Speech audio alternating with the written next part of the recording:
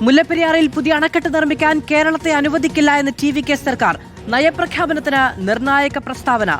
ഡാമിന്റെ സുരക്ഷ മുൻനിർത്തിയുള്ള അറ്റകുറ്റപ്പണികളുമായി മുന്നോട്ടു പോകാമെന്നും ഗവർണർ അവതരിപ്പിച്ച നയപ്രഖ്യാപനത്തിൽ പറയുന്നു.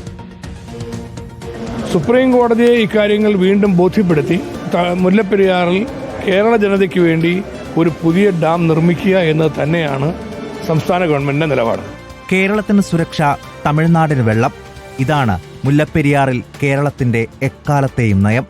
സുരക്ഷ മുൻനിർത്തി മുല്ലപ്പെരിയാറിൽ പുതിയ ഡാം വേണമെന്നാണ് കേരളത്തിന്റെ ശക്തമായ നിലപാട്. സുപ്രീം കോടതിയിലടക്കം കേരളം ഇത് പലതവണ ഉന്നയിച്ചു കഴിഞ്ഞു. എന്നാൽ ഈ ആവശ്യത്തെ നഖശിഖാന്തം എതിർക്കാനാണ് പുതിയ ടി.വി.കെ. സർക്കാരിന്റെയും തീരുമാനം.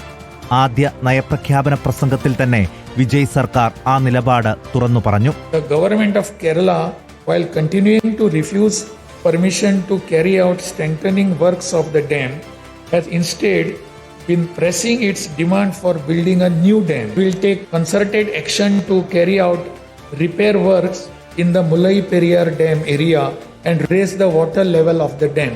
നിലവിലെ ഡാം ശക്തിപ്പെടുത്തുന്നതിനുള്ള അറ്റകുറ്റപ്പണികളുമായി മുന്നോട്ടു പോകാമെന്നും ടി.വി.കെ. സർക്കാർ പറയുന്നു.